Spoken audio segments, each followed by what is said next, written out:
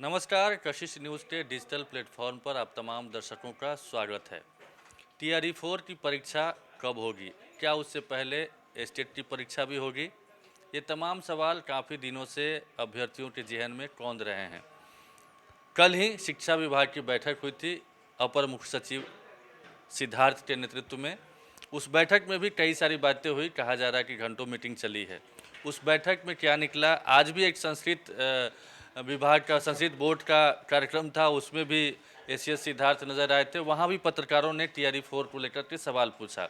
उस सवाल का जवाब क्या सामने आया है और अब तक मतलब मौजूदा क्या स्टेटस है टीआरई 4 को लेकर के, स्टेट को लेकर, इन्हीं तमाम बिंदुओं पर हमारे साथ प्रीतम है, उनसे जानेंगे कि प्रेजेंट, चूँकि कई सारी खबरें चल रही है, कई जगह की मतलब रिक्तियों के लेकर भी चल रही है, रोस्टर क्लियरेंस को लेकर खबर चल रही है, 50-51 हज़ार पद पर बहाली की बातें सामने आ रही है। तो एक्चुअल में स्थिति क्या है? क्या वाकई में ऐसा ही है या कुछ इससे इतर है? प्रीतम, कई तरह की खबरें चल रही है टीआरई 4 से रिलेटेड और चुनाव भी सर पर है।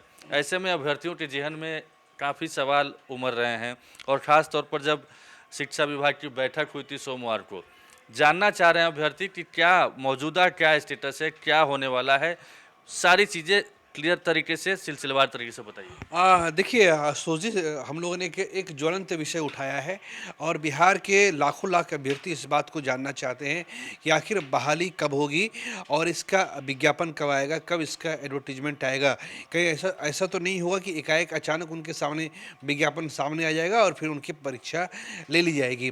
देखिए, क्या है कि टीआरई 4 एक बहुत बड़ी पहेली है, चूँकि खुद राज्य के मुख्यमंत्री नीतीश कुमार ने इसकी बहाली के निर्देश दिए थे, तो उसके बाद से लोगों का आत्मविश्वास बढ़ गया था कि जब बिहार के सबसे बड़े नेता और जब बिहार के मुख्यमंत्री अगर ऐसा कह रहे हैं, तो बहाली तो होनी तय है। देखिए, बहाली बिल्कुल होगी, बहाली होनी तय है, ये 200% सही है। लेकिन अब इससे बड़ा सवाल ये उठता है कि आखिर ये बहाली कब होगी? क्या सरकार के पास पर्याप्त समय है? अभी आज 12 अगस्त है और 3 दिन के बाद 15 अगस्त है और इसी बीच कई सारी छुट्टियां भी हैं। यानी आप कहिए कि लगभग अब 15 अगस्त का आधा महीना आप कहिए कि हम लोग बीत चुका है।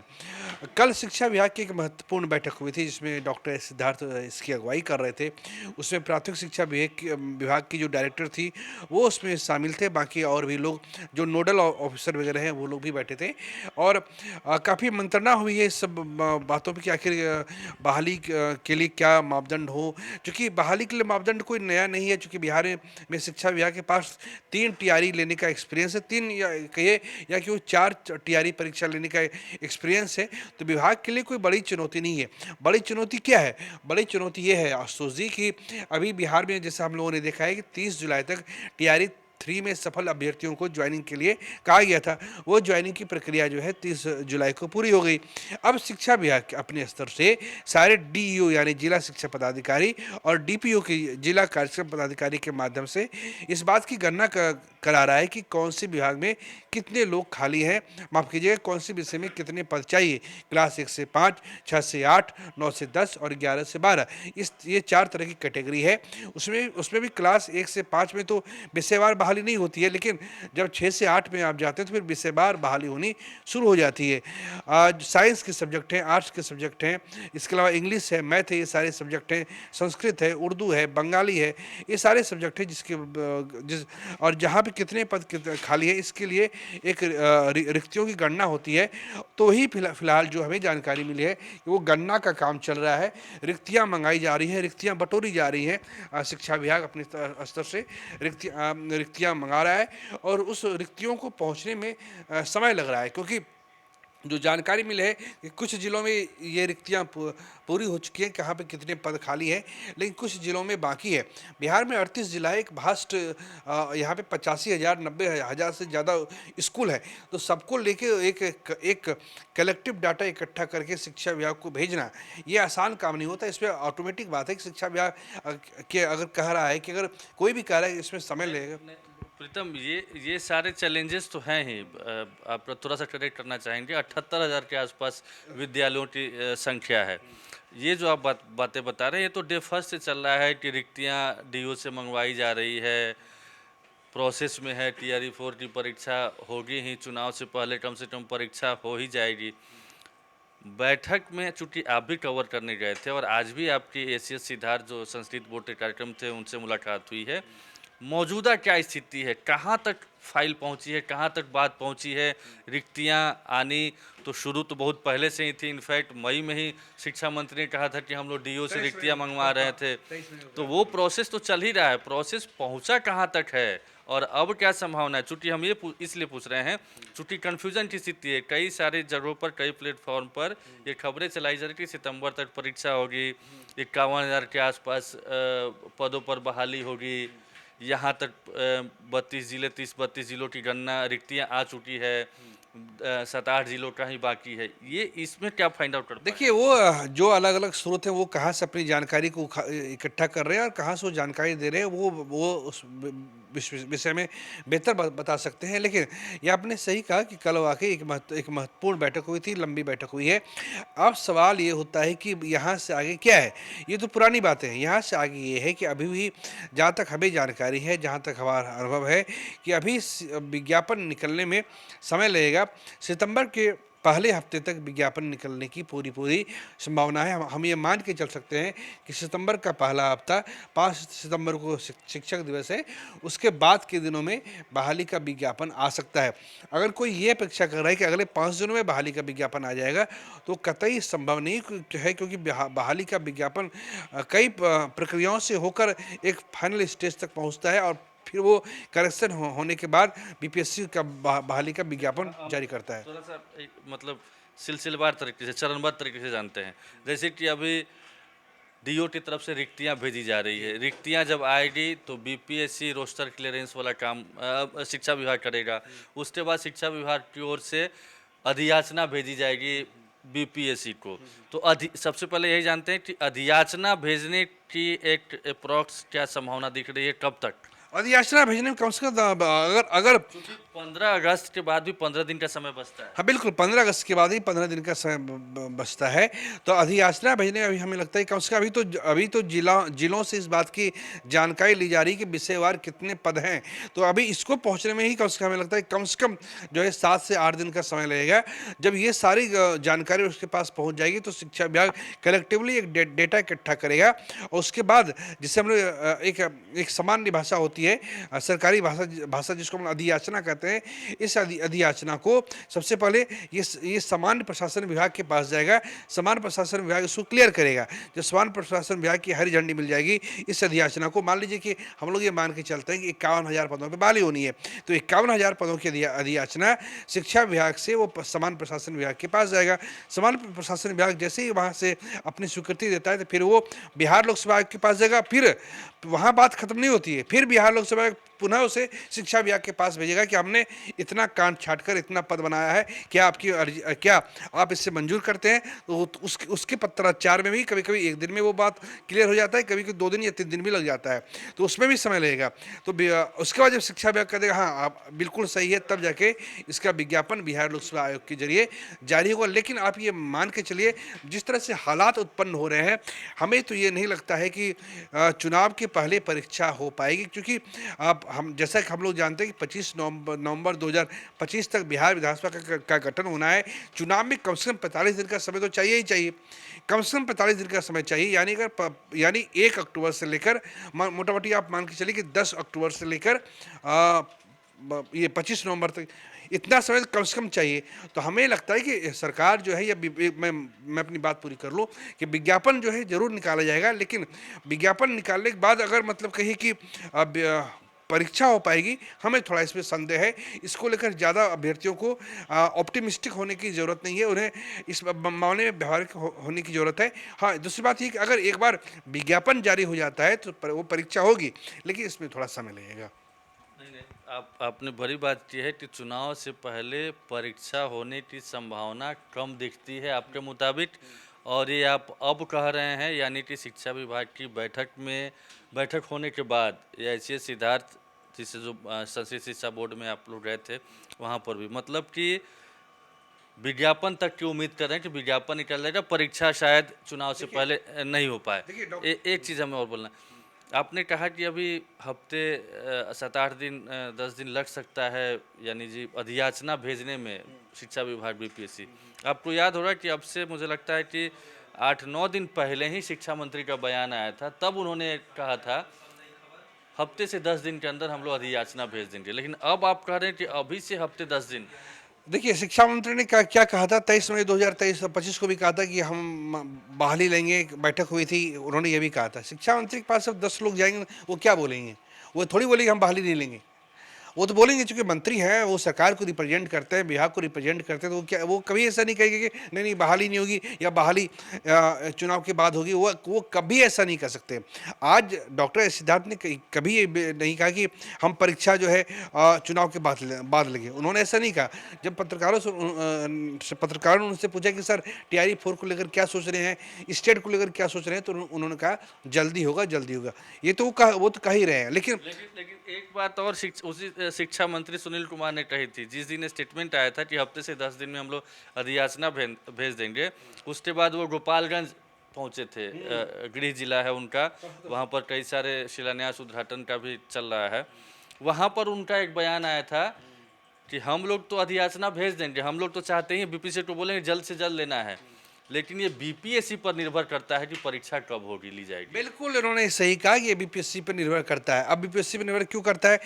अभी देखिए, बीपीएससी के सामने सबसे बड़ा खुद इम्तिहान क्या है कि जिस तरीके से 17वीं बीपीएससी को लेकर हो हंगामा हुआ, पूरा मामला हाई कोर्ट से लेकर सुप्रीम कोर्ट तक चला गया, तो 71st बीपीएससी का परीक्षा का आयोजन, प्रारंभिक परीक्षा का आयोजन हो रहा है 13 सितंबर को। और पूरा आयोग जो है इस वक्त जो है लाखों लाख अभ्यर्थी, 1234 पद है, 3 लाख के आसपास फॉर्म भरे गए हैं। केवल आखिरी दिन ही जो है मुझे याद है 30 जून को जो है 88,000 लोगों ने फॉर्म भरा था। तो शिक्षा विभाग को जो अनुभव मिला है, जो आयोग को जो बिल्कुल कड़वा अनुभव मिला है बीपीएससी परीक्षा के संयुक्त परीक्षा के जरिए, तो आयोग बिल्कुल फूक फूक कर कदम रख रहा है। उसका पूरा फोकस अभी 71st बीपीएससी पे है। वो परीक्षा कब होनी है? 13 सितंबर को होनी है। भगवान से प्रार्थना है कि वो पेपर लीक ना हो। और मैं उम्मीद करता हूँ, हमें विश्वास है कि पेपर लीक नहीं होगा। तो बीपीएससी का अगर आप कैलेंडर देखेंगे तो लेटेस्ट जो कैलेंडर आया था उसमें भी TRE 4 का उल्लेख नहीं था। शिक्षा मंत्री क्या कह रहे हैं, गौर करने वाली बात है। उन्होंने क्या कहा कि ये चीज़ बीपीएससी पर निर्भर करता है कि परीक्षा कब लेगा। तो बीपीएससी का तो पूरा एग्जामिनेशन शेड्यूल ही पूरा पैक है। सितंबर तक, अक्टूबर तक पूरा उसका शेड्यूल, पूरा एग्जामिनेशन की जो तिथियां हैं, अलग अलग विभाग की जो एग्जाम तिथियां, बिल्कुल शेड्यूल पूरा पैक है। तो बीपीएससी अगर यहाँ से अधियाचना चली भी जाएगी बीपीएससी को, तो बीपीएससी एडवर्टीजमेंट, विज्ञापन जारी कर देगा, लेकिन परीक्षा होगी। मुझे लगता है कि यहाँ शिक्षा मंत्री बिल्कुल सही है। नहीं, ठीक है, तो परीक्षा शायद चुनाव के बाद हो, ऐसा आपको लग रहा है? फिलहाल कोई ऑफिशियल इन्फॉर्मेशन नहीं है सरकार की तरफ से, विभाग की तरफ से तो लगातार यही कहा जा रहा है कि हम लोग जल्द से जल्द चाहते हैं कि सारी चीज़ें हो जाए। देखिए, पत्रकार जो है वो व्यवहारिक बातें भी करता है। हम सरकार तो अपने ढंग से कहिए, इसमें तो संदेह नहीं है कि बिहार सरकार ने, माननीय मुख्यमंत्री नीतीश कुमार ने 2.5 लाख शिक्षकों को बहाल किया है। इसमें संदेह किसको है? मैं एक झटके में इतने लोगों को बहाल कर देना आसान काम नहीं होता। हम सरकार की मंशा में सवाल नहीं कर रहे हैं, लेकिन व्यवहारिक, हाँ, व्यवहारिक बातें आप कर रहे हैं, बिल्कुल हम उसको मान रहे हैं।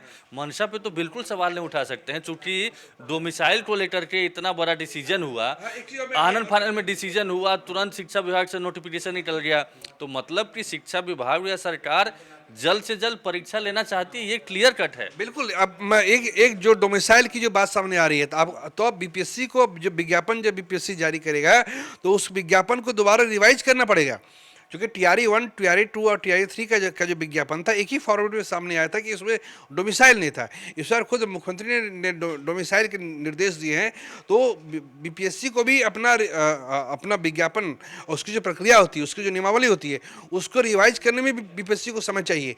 तो जो डोमिसाइल लागू किया गया है, इस वजह से भी 1-2 दिन बीपीएससी अतिरिक्त समय लेगा अपने नए विज्ञापन को नए सिरे से तैयार करने में, क्योंकि उससे फिर देखा जाएगा ना कि कितने लोग आएंगे, कि बिहार में कितनी जातियां हैं, कौन कौन सी कैटेगरी है, ये सारी चीज़ें देखी जाएगी। एक सिर्फ ताती ततवा कोई जाति थी बिहार की, उसको लेकर जो है TRE 3 का रिजल्ट इतनी देरी से आया था। आपको याद होगा, उसका उस जाति तत्व जो अनुसूचित जाति में SC ST में शामिल करना था या उससे बाहर करना था, उसके लिए भी बीपीएससी ने टाइम लिया। तो हमें लगता है इसमें बिल्कुल बहुत सारी प्रक्रिया होती है, बहुत सारे फॉर्मेलिटीज़ होते हैं।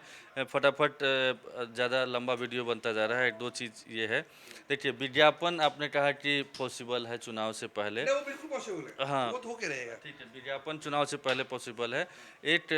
मतलब जो अभ्यर्थी सुन रहे हैं, हमारा वीडियो देख रहे हैं, आचार संहिता लागू होने के बाद भी स्ट्रिक्ट नहीं होने जा रहा है। हाँ, वही हम अगले सवाल पे आ रहे हैं कि हम जो वीडियो देख रहे हैं तो निराश होने की भी ज़रूरत नहीं है, चूँकि अगर एक बार विज्ञापन निकल गया तो परीक्षा ली ही जाएगी, और आचार संहिता लागू होने के बाद भी परीक्षा ली जा सकती है, ये भी आप लोग समझ लीजिए। वहाँ पर कोई बाध्यता नहीं है कि आचार संहिता लागू होने के बाद अगर सारी चीज़ें, विज्ञापन निकल गया, सब कुछ फाइनल हो गया, तो उस दौरान भी परीक्षा ली जा सकती है। और बीपीएससी ये देखिए, यहाँ थोड़ा सा बस दो, बिल्कुल परीक्षा ली जा सकती है, लेकिन क्या चल रहा है, चुनाव, सरकार के पास साधन बिल्कुल सीमित है। जिन जिन स्कूलों में आप परीक्षा लेते हैं, उसी स्कूलों में CRPF CISF के जवान रुके रहते हैं। नहीं विश्वास हो तो मिलर हाई स्कूल में परीक्षा ली जाती है, और उस मिलर हाई स्कूल में एग्जाम जैसे ही चुनाव की तारीखें नज़दीक आएंगी, सारे जवान को भर दिया जाता है। तो परीक्षा के लिए कोई नया सेंटर तो नहीं बनाएगा ना। ये आपने बिल्कुल सही कहा कि आचार संहिता होने के बावजूद परीक्षा ली जाएगी, लेकिन सेंटर कहाँ से लाएंगे आप? उस सेंटरों में तो वहाँ जो पोलिंग पार्टी होती है वहाँ पे वो रहती है, वो 8 दिनों तक रहती है, तो कैसे ले पाएंगे ये देखना पड़ेगा। जब चुनाव होता है तो लाखों की हजारों की संख्या में गाड़ियां चुनाव आयोग अपने पास ले लेता है, अभ्यर्थी कैसे जाएंगे? ये सारी प्रैक्टिकल चीज सरकार को देखनी पड़ेगी। व्यवहारिक बातें ज़रूर है, बस शॉर्ट में एक लाइन में जवाब दीजिए। चुनाव से पहले जो आप कह रहे थे, ये TRE-4 से पहले क्या स्टेट परीक्षा होने जा रही है? लास्ट टाइम दोनों बैठकों में और मुलाकात के बाद क्या कुछ अंदर खाने? इसकी कतई संभावना नहीं है, स्टेट संभव नहीं, चूंकि लाखों की संख्या में स्टेट होल्डर है, इसकी कतई कोई संभावना नहीं। अच्छा, शिक्षा विभाग के अपर मुख्य सचिव ने पिछले दिनों कैबिनेट ब्रीफिंग में साफ किया था कि 2 भागों में, TRE-4 और TRE-5 में जितनी भी रिक्तियां होंगी, जितने पद आएंगे, जितनी वैकेंसी आएगी, दोनों भाग में डिवाइड कर दिया जाए। तो क्या जो 50-51 हज़ार यानी 1 लाख के आसपास कहा जा रहा है कि रिक्तियां निकल सकती है, तो क्या 50,000, 50,000, 50-51 यानी वही चीज़ें खबर चल भी रही है, तो क्या 51,000, 50,000, 51,000 के आसपास TRE-4 में आ सकता है? बिल्कुल बिल्कुल, इसमें 1500 की संख्या कम हो सकती है, लेकिन यही होगा। और एक चीज़ और, इस बार जहाँ तक हमें जानकारी मिल रही है, इस बार क्लास 9 से 10, 11 से 12 में ज़्यादा नियुक्ति होगी in the comparison of class 1 से 5, 6 से 8 में। चलिए, तो कोई ऑफिशियल इन्फॉर्मेशन नहीं है, मीटिंग को कवर करने गए थे ये, ACS सिद्धार्थ से इनकी मुलाकात भी हुई थी संस्कृत शिक्षा बोर्ड के कार्यक्रम में, और शिक्षा भी कवर करते हैं तो कई अधिकारियों से भी बातचीत होती है, अनऑफिशियल बातचीत भी होती है। उस आधार पर ये सारी चीज़ें बता रहे हैं कि TRE-4 की पॉसिबिलिटी क्या है, स्टेट होने वाला है या नहीं होने वाला है, रिक्तियाँ कितनी हो सकती है। उम्मीद करते हैं कि अभी तक का जो मौजूदा स्थिति है उसके बारे में जो भी अभ्यर्थी हैं सब लोग समझ गए होंगे, जान गए होंगे। हाँ, इससे संबंधित कोई ऑफिशियल जानकारी भी आती है, वो भी हम आपके सामने में साझा करेंगे। बहुत बहुत धन्यवाद, नमस्कार।